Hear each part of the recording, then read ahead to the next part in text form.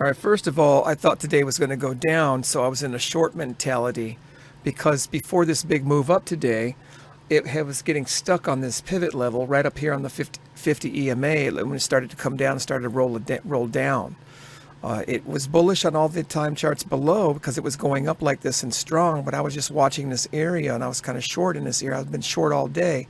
So what happened? What happened? I shorted in a bull market today. So what happened?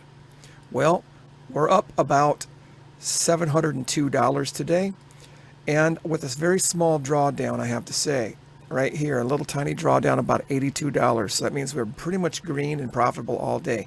It doesn't always happen this way. We've had big, huge drawdowns like this one from yesterday, $1,600, and the one from 2 days ago, which was about $3,000 drawdown, and we were profitable a couple $100. Profitable a couple $100 yesterday as well, and then of course Thursday a huge drawdown of 8,000 where we only lost 1,000, so we made back all that except for 1,000. But it doesn't always look green like that is what I'm trying to say. So it was good. Here's our normal equity curve for the month.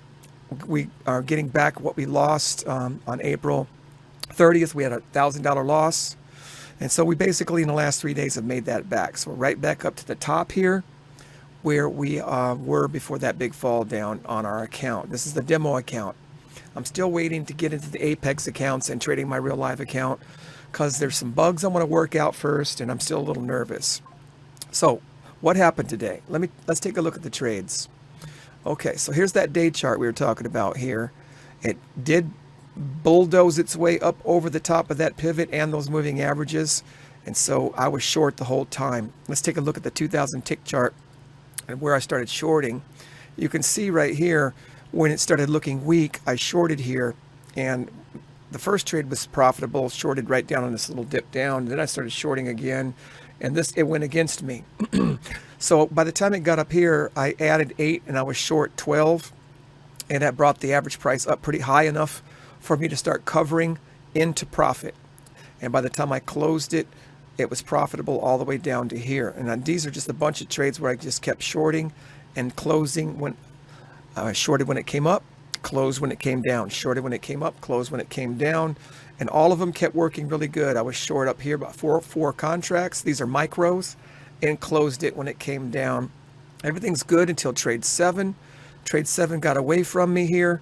I was only short 1 micro. I added one, added one, added one, added one until we got all the way to the top up here, where I was short 12 again, just like over here where I had shorted 12 altogether. So we're right back up a little higher than that. But when it came down, as soon as it crossed profitability, I closed 10 and I kept 2, and I closed 1 here and I only held 1. And I want to make a note that this is becoming a kind of a pattern where I'll try to stay in the trade and make more money when I could have just closed it for the profit and waited for it to come up here instead of holding the 1 and fighting it up here. So by the time it came up here, I shorted 12 again for the 3rd time, 12 micros, and as soon as it crossed profitability, I closed for a profit, and I held 1 or 2, and it just never went anywhere. So as soon as it came down, I closed my position for 700 and a $2 win. You can see right there on the bottom right there, $702. There it is. Yep. So I'm grateful that we're able to make money on a bullish day while we're trying to short. This is the skills that I want to keep developing.